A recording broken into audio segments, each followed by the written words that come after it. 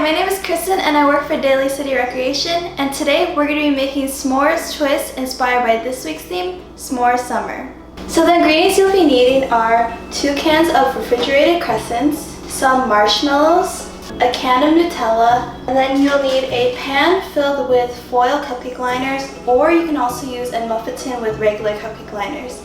And don't forget to preheat your oven to 375 degrees Fahrenheit. So the first thing you're going to do is you're going to unroll 1 can of dough into a rectangle, and you're going to spread some Nutella and marshmallows on it evenly.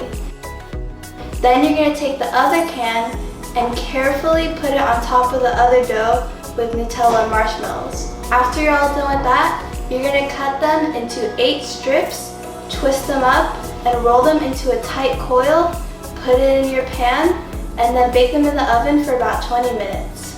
I hope you guys enjoyed making this, and I'll see you next time.